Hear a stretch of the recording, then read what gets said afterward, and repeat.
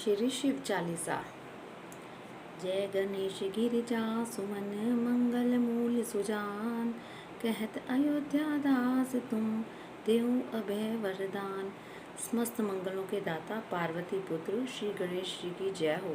मैं रेणु आपसे निर्भय होने का वरदान मांगती हूँ।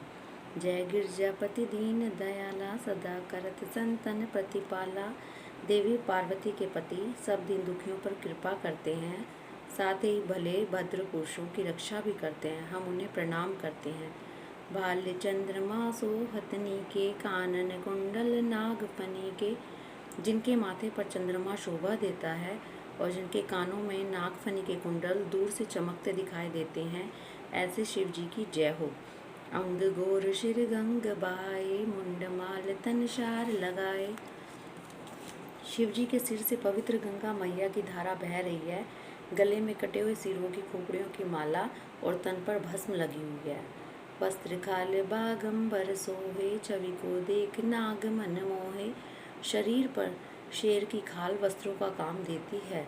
उनकी यह वेशभूषा देखकर हर नर नारी श्रद्धा से शीश झुकाते हैं। मैना मात की हवे दुलारी, वाम अंग सोहत छवि न्यारी। मैना की दुलारी उनकी पुत्री पार्वती जी उनके बाएं भाग में सुशोभित हो रही हैं। करते शूल सोहत छवि भारी, करत सदा शत्रुन क्षयकारी। हाथ में त्रिशूल कितना सुंदर लगता है, यही पापियों का वध करने वाला है। जय शिव भोलेनाथ। नंदी गणेश सोहित है कैसे, सागर मध्य कमल है जैसे। शिव जी के पास ही नंदी है और गणेश जी बैठे कितने अच्छे लग रहे हैं, जैसे सागर में कमल शोभा बढ़ाता है। कार्तिक श्याम और गणराऊ, या छवि को कही जात न काऊ। कार्तिकेय और उनके गणों की शोभा का बखान करना इतना सरल नहीं है। देवन जब ही जाए पुकारा, तब ही दुख प्रभु आप निवारा। देवगणों ने जब भी आपके सामने जाकर अपने कष्ट बताए, आपने उनकी सहायता में जरा भी विलम्ब नहीं किया उपद्रव तारक बारी, देवन सब मिली तुम्हें जोहारी। उस समय जब तारकासुर ने घोर उपद्रव किया, तब सारे देवताओं ने मिलकर उस राक्षस से बचाने की प्रार्थना आपसे की। तुरंत षडानन आप पठायो, लवलिमेश में मार गिरायो। आपने उसी समय स्वामी कार्तिकेय को भेजा और उन्हीं ने जाकर शिव जी द्वारा दी शक्ति से उस पापी राक्षस को मार डाला। आप जलंधर असुर संहारा, सुयश तुम्हारा विदित संसारा। एक और पापी जलंधर नामी राक्षस जब देवताओं पर घोर अत्याचार करने लगा, तो उसका भी वध करके देवताओं की लाज बचाई। त्रिपुरासुर सन युद्ध मचाई, तबही कृपा कर लीन बचाई। त्रिपुरासुर जैसे खूनी असुर जब घमंड करके भगवान बनने लगा, तो आप ही ने उसका वध करके उसके घमंड को चूर चूर किया। तपई भागीरथ बारी, पूर्वा प्रतिज्ञा तास पुरारी। दान आपने ही अपनी जटाओं से गंगा की धारा को छोड़कर भगीरथ की तपस्या संपूर्ण की। दानिन में तुम सम कोई नाही, सेवक स्तुति करत सदा ही। आप इस संसार के तीनों लोकों के महादानी हैं, तभी तो सब भक्त आपके पूजन में लगे रहते हैं। वेद माई महिमा तुम गाई, अकत अनादि भेद नहीं पाई। आपके अनादि होने का कोई भेद नहीं बता सकता, इसी कारण वेदों में भी आपके नाम की महिमा गाई गई है। प्रगटे उदत मंथन में ज्वाला, जलत सुरासुर भये विहाला। देव और असुरों के संग्राम में जब सागर मंथन करने से विष पैदा हुआ, तो उससे देवता और राक्षस दोनों का वह हाल खराब हो गया कि नहीं दया तह कह सहाई, नीलकंठ तब नाम कहाई। आप ही उनकी सहायता के लिए पहुँचे और सारा विष पीकर उनकी जान बचाई, तभी से आपका नाम नीलकंठ पड़ गया। पूजन रामचंद्र जब कीना, जीत के लंक विभीषण दीना। लंका पर आक्रमण के समय श्री राम ने आपकी उपासना की और विजय प्राप्त की और लंका को जीतकर विभीषण को सौंप दिया। सहस कमल में हो रहे धारी, कीन परीक्षा तभी पुरारी। भगवान श्री राम ने जब सहस्त्र कमल द्वारा आपका पूजन किया, तब आपने फूलों में विराजमान होकर उनकी परीक्षा ली। एक कमल प्रभु राखई जोई, कमल नैन पूजन चह सोई। एक कमल के फूल को आपने अपनी शक्ति से लुप्त कर दिया, तो श्री राम जी ने फूल के स्थान पर अपनी एक आँख को निकालकर पूजन करना चाहा। कठिन भक्ति देखी प्रभु शंकर भये प्रसन्न दिए इच्छित वर। भगवान श्री राम की इस कठोर भक्ति को देखकर शिव जी प्रकट हो गए और श्री राम को उनके सब मनोरथ पूर्ण होने का वरदान दिया। जय जय जय अनंत अविनाशी करत कृपा सबके घटवासी। भगवान शिव त्रिलोकी के नाथ हैं, उनका कोई अंत नहीं पा सकता। हे अंतर्यामी, हे भोलेनाथ, बोलो शिव जी महाराज की जय। दुष्ट सकल नित मोह सतावे, भ्रमत मोरहो मोह चैन न आवे। हर प्रकार के पापी मुझे आकर प्रतिदिन तंग करते रहते हैं। वे मुझे माया जाल में फंसा देते हैं, इस कारण मुझे चैन नहीं मिलता। त्राहि त्राहि मैं नाथ पुकारो, यह अवसर मोहि आन उबारो। हे भोलेनाथ, बस मैं इन चीज़ों से ही तंग आकर आपकी शरण में आई हूँ। इस संकट के समय आप ही मेरा उद्धार कर सकते हैं। ले त्रिशूल शत्रुन को मारो, संकट से मोहि आन उबारो।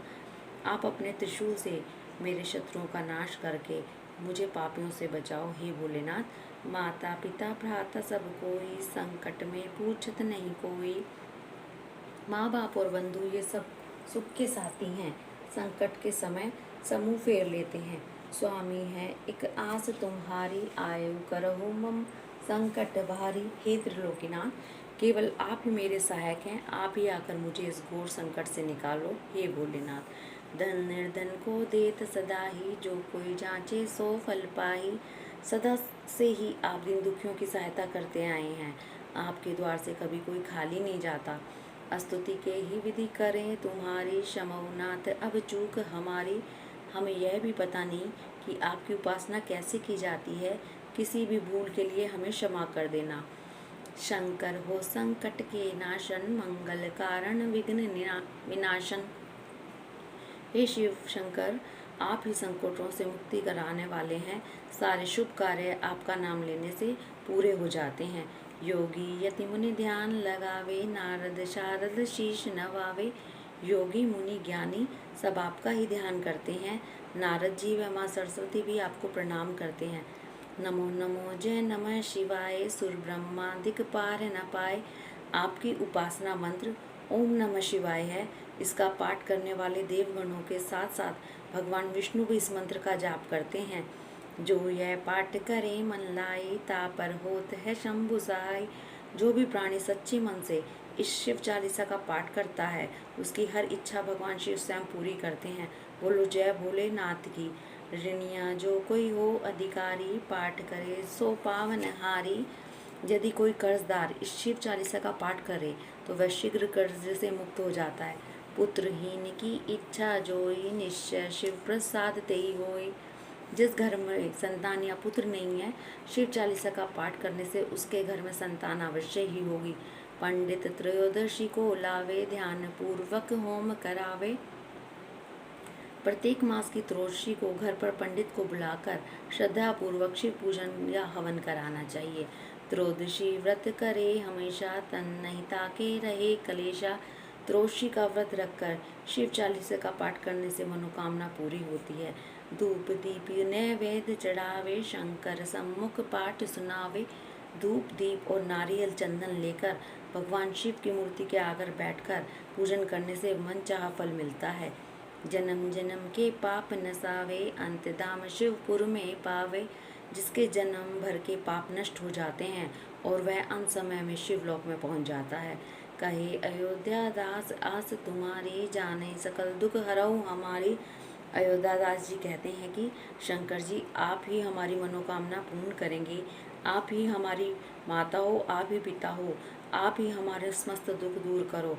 नित्य नेम उठ प्रात ही, पाठ करो चालीस। तुम मेरी मनोकामना पूर्ण करो जगदीश।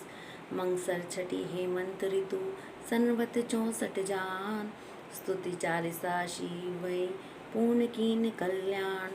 नित्य कर्म के पश्चात इस शिव चालीसा का 40 दिन तक प्रतिदिन पाठ करने से भगवान मनोकामना पूर्ण करेंगे।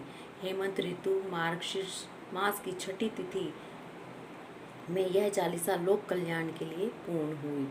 हरिओम तत्सत।